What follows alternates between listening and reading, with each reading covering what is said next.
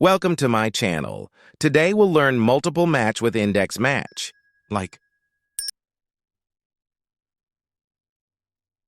Hello guys, welcome to my channel Texcel. So आप सब Excel में normally VLOOKUP formula use करते होंगे, जिसमें हम एक टेबल यूज़ करते हैं जिसमें एक रेफरेंस वैल्यू रहती है, जिसके ऊपर से हमें कोई स्पेसिफिक कॉलम की वैल्यू किसी और एक्सेल सीट में चाहिए तो हम वी लुकअप की मदद से वो कर सकते हैं। तो आज हम वही वी लुकअप फार्मूला को थोड़ा एक एडवांस लेवल पे सीखेंगे कि सेम वी लुकअप फार्मूला से अगर हमको मल्टीपल मैच, जैसे कि एक ही वैल्यू, फॉर एग्जांपल ये हमारे पास ये जो डेटा है जिसमें आईडी आप देख सकते हो, यहाँ पे आईडी की वैल्यू 1562 मल्टीपल रोज में है। तो वी लुकअप अगर हम नॉर्मली यूज़ करते हैं तो वो क्या करेगा, जो फर्स्ट रो है वही वैल्यूज़ हमको आउटपुट में देता है, वो नेक्स्ट वैल्यू को नहीं चेक कर सकता, क्योंकि वो फर्स्ट वैल्यू अगर मैच होती है वहाँ पे अपना फॉर्मूला टर्मिनेट हो जाता है और आगे प्रोसेस नहीं होता है। तो ऐसे केस में अगर हमको मल्टीपल मैच वैल्यूज़ एक आउटपुट के तौर पे चाहिए तो हम वी लुकअप को कैसे यूज़ कर सकते हैं। तो आज हम वही एक एग्जांपल के साथ देखेंगे। तो मेरे पास एक सैम्पल डेटा है। इस डेटा में जो कॉलम्स है मैं आपको जस्ट बता देता हूँ। सीरियल नंबर है, आईडी है, सेल्स पर्सन है, product, sales, region, count number and reference value. यहाँ काउंट नंबर रेफरेंस वैल्यू को येलो हाईलाइट किया है, ये पार्ट ऑफ डेटा नहीं है, ये एडिशनल कॉलम क्रिएट की है ताकि हमको मल्टीपल मैच वैल्यूज़ हम वीलॉकअप के मदद से ले सके।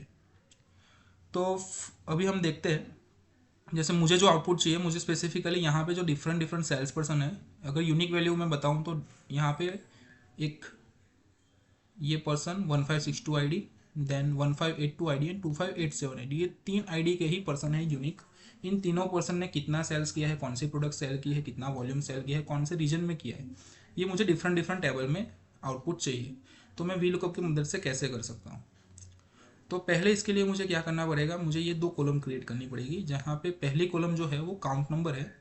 ये सिंपल सा काउंटिव फॉर्मूला है। इसको हमने कैसे राइट किया है मैं फिर से एक बार प्रिपेयर करके बता रहा हूँ आपको। सो हम स्पेसिफिकली काउंटिव फार्मूला ले रहे हैं। काउंटिव फार्मूला को हमने अप्लाई किया है D3 से D3 तक। यहाँ पे हम फर्स्ट जो D3 वैल्यू है उसको हम एब्सोल्यूट कर रहे हैं, मतलब ये वैल्यू चेंज नहीं होगी अगर मैं फॉर्मूला ड्रैग करता हूँ। D3 मेरी रेफरेंस सेल हमेशा रहेगी। सेकंड जो है वो D3 करंट सेल है, मतलब अगर मैं ये रो में देख रहा हूँ तो ये सेल तक वो देखेगा, अगर वो यहाँ पे होगा तो ये सेल तक वो काउंट करेगा। तो मेरी रेंज डायनेमिक हो गई, मैं D3 को यहाँ पे एब्सोल्यूट नहीं कर रहा हूँ, ये रेफरेंस सेल है। क्राइटेरिया क्या रहेगा, सो क्राइटेरिया जो है वो है आईडी। तो वो क्या करेगा, सॉरी, क्राइटेरिया जो है वो नेम ही है इट सेल्फ, कि ये नाम को वो ये रेंज तक दिखेगा और वो नाम कितनी बार वहाँ पे रिपीट हो रहा है उसको काउंट करेगा। जैसे यहाँ पे दल, ये जो DULCE दल्स जो लिखा है वो एक बार है, तो एक काउंट किया है। अभी मैं इसको ड्रैग कर रहा हूँ। सो देखिए यहाँ पे तीन नंबर है, तो जो मारा है वो एक, दो और तीन बार यहाँ पे आया, तो तीन नंबर आ गया इधर। यहाँ सेकंड टाइम आया तो उसके सामने दो नंबर होगा। डल्स यहाँ पे सेकंड टाइम है तो यहाँ पे दो नंबर है। तो इस तरीके से हर एक वैल्यू कितनी बार आ गई है वो पर्टिकुलर रो तक वो काउंट करता है। जैसे डल्स इस टेबल में मैक्सिमम चार टाइम है, तो लास्ट डल्स के सामने चार नंबर आ गया। तो अभी यहाँ पे मैंने काउंट कर लिया कि कौन सी वैल्यू कितनी बार रिपीट हो रही है। इसके बाद में जो कॉलम आई है वहाँ पे मैंने सिंपल सा कॉन्केटनेट फंक्शन जो होता है, जो दो टेक्स्ट को ज्वाइन करता है, उसको लगाया है। यहाँ पे हमने आईडी नंबर को ये काउंट नंबर के साथ लिंक कर लिया। इससे क्या होगा कि अगर ये डल्स जो 1562 आईडी फर्स्ट टाइम आ रहा है तो यहाँ पे नंबर आ गया 15621। अगर ये डल सेकंड टाइम आ रहा है तो यहाँ पे नंबर हो गया 15622, क्योंकि ये सेकंड टाइम आया, यहाँ पे दो नंबर चेंज हो गया और आईडी सेम है, तो सिर्फ लास्ट डिजिट चेंज हो रहा है। तो इस तरीके से रेफरेंस वैल्यू यूनिक क्रिएट हो रही है। ठीक है, ये रेफरेंस वैल्यू बहुत इंपॉर्टेंट है। जो हम टेबल बनाएंगे डिफरेंट, तो वो यही रेफरेंस वैल्यू को यूज़ करके बनेगा। तो फर्स्ट हम एक एग्जांपल को कंप्लीट करते हैं, तो बाकी सारे तो उसी के हॉरिजॉन्टल डेवलपमेंट है, तो इजी टू अंडरस्टैंड है। तो फर्स्ट हम देखते हैं डल्स के लिए, मतलब आईडी 1562। तो ये मेरा टेबल है, मुझे आउटपुट में क्या चाहिए। आउटपुट में ये जो ब्लू सेल्स आप देख रहे हो ये मेरी आउटपुट वैल्यू है जो वी लुकअप से आई है। तो यहाँ पे मुझे सेल्स पर्सन का नाम चाहिए, प्रोडक्ट का नाम चाहिए, सेल्स कितना किया है उसने, कौन से रीजन में किया है। तो पहले मैं देख रहा हूँ 1562 आईडी के लिए, तो ये टेबल में मैंने पहले से 1562 आईडी फीड कर दिया और मैं मैक्सिमम उसकी 10 एंट्रीज वो टेबल में होगी, तो मैंने 10 तक यहाँ पे वैल्यूज ली है, 1 to 10। और फिर से यहाँ पे जैसे वी लुकअप में हमेशा रेफरेंस वैल्यू को यूज़ किया जाता है। तो रेफरेंस वैल्यू की जो कॉलम है यहाँ, वैसे सेम कॉलम मैंने ये टेबल में भी क्रिएट कर ली है, जिसमें मैंने C3 और B3 यानी सेल आईडी कॉलम और सीरियल नंबर कॉलम का कॉन्केनेट करके ये रेफरेंस वैल्यू बनाया है। तो ये वही रेफरेंस वैल्यू है जो मेरे मेन टेबल में है। अभी मैं यहाँ पे क्या कर रहा हूँ, मैंने यहाँ पे वी लुकअप की जगह फॉर्मूला यूज़ किया है इंडेक्स मैच। आप में से कई लोग इंडेक्स मैच यूज़ करते होंगे, नॉर्मली जो नहीं यूज़ करते, तो index match is a advance level of V lookup. तो ये कैसे काम करता है, तो मैं आपको सिंपली एक इंडेक्स मैच फॉर्मूला समझाता हूँ, जो मेरा फर्स्ट फॉर्मूला है। तो यहाँ पे मुझे क्या करना है, स्पेसिफिकली मुझे सेल्स पर्सन का नाम चाहिए। तो इंडेक्स फंक्शन स्टार्ट होता है फर्स्ट ऑफ ऑल, तो हम पूरा फॉर्मूला लिखते हैं तो आपको समझ आ जाएगा। इंडेक्स, तो पहले मुझे एरे चाहिए। एरे क्या है, मेरा मेन टेबल है। तो मेन टेबल को मैं पहले यहाँ पे सिलेक्ट कर लेता हूँ, ठीक है। फिर मुझे क्या करना है, रो नंबर निकालना है। अभी रो नंबर मुझे डायनेमिक रखना है, तो रो नंबर मैच फॉर्मूला से फाइंड होगा। मैच में पहले उसने पूछा लुकअप वैल्यू क्या है, तो लुकअप वैल्यू जो है मैच, यहाँ पे reference value is a lookup value, उसी से उसको वैल्यू फाइंड करनी है कि वो कहाँ पे है टेबल के अंदर। अभी इससे इसने पूछा कि लुकअप एरे कहाँ पे देखना है, तो रेफरेंस वैल्यू कहाँ पे है, ये कॉलम में है, तो हम ये कॉलम को सिलेक्ट कर लेते हैं। हम इसको एब्सोल्यूट कर लेंगे क्योंकि ये चेंज नहीं होनी चाहिए अगर मैं फॉर्मूला को ड्रैग करूँ, और मैच टाइप हो जाएगा 0। तो यहाँ पे कंप्लीट होता है रो नंबर फाइंड करने का प्रोसेस। अभी हमें फाइंड करना है कॉलम नंबर। सो कॉलम नंबर के लिए अगेन मैच फॉर्मूला ही यूज़ होगा।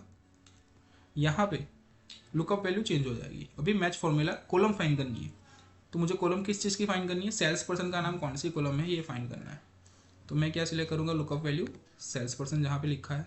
अभी देखिए यहाँ पे हमको फॉर्मूला ड्रैग करने के टाइम ये सेल, ये वाली सारी सेल आएगी जब फॉर्मूला ड्रैग करूँगा, यानी रो नंबर फिक्स रहेगा, कॉलम चेंज होगी।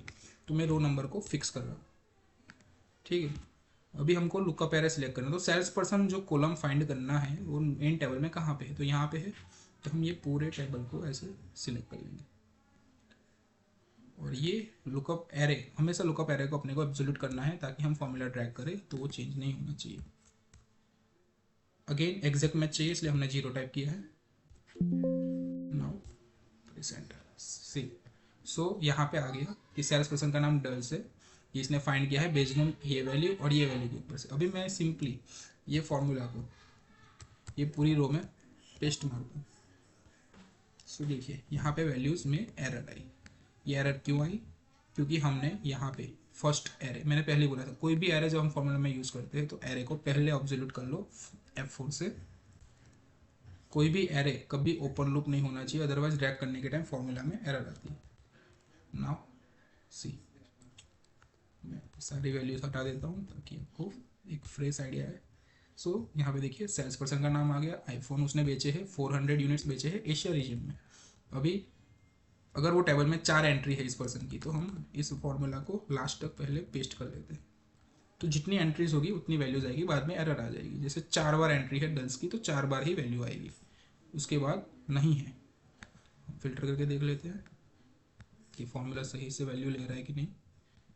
देखिए इसमें 4 बार यहाँ पे वैल्यू है तो 4 बार आ गई। सेम हमने अप्लाई किया है रेस्ट टू पर्सन के लिए डिफरेंट एक्सेल सीट में। तो मारा के लिए जो है 3 बार एंट्रीज है, तो हम ये देख लेते हैं यहाँ पे।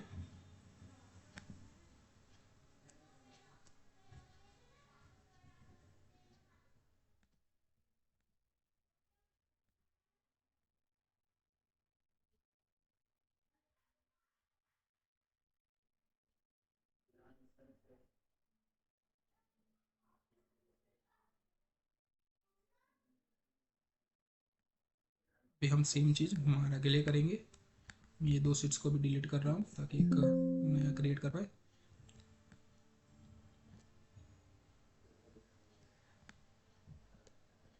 सो ये है सेल्स पर्सन। यहाँ पे सिंपली क्या चेंज होगा,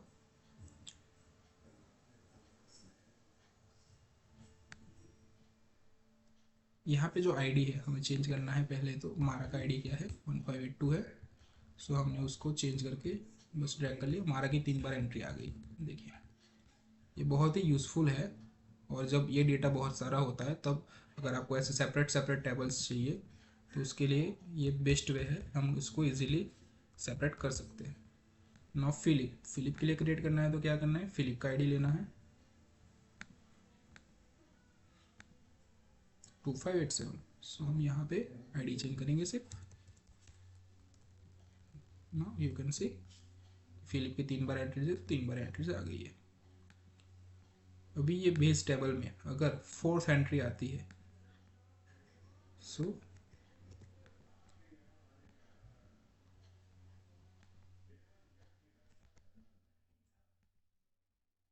मारा की एक और एंट्री की है ना, मैं इसको थोड़ा एक चेंज कर रहा हूँ। सो एग्जैक्टली चेक करना है कि आ रहा है कि नहीं। इंडिया में लेते हैं, इंडिया में सेल किया इसने, इंडिया में ज़्यादा सेल होता है तो हम 1500 कर रहे हैं वैल्यू। सो 11 नंबर। सो मारा की अभी 4 एंट्री हो गई, तो यहाँ पे हुई कि नहीं तो देख लीजिए, लास्ट एंट्री इंडिया की आ गई। सो ये बहुत ही यूज़फुल टूल है। आई होप ये आपके लिए यूज़फुल होगा, आपको कोई स्पेसिफिक एक्टिविटी में काम आएगा। Thanks for watching video. अगर आप अब तक ये वीडियो देख रहे हो, और प्लीज़ सब्सक्राइब करें चैनल को, ताकि मैं और इस तरीके के वीडियो आपको अपलोड कर दूँ। Thank you.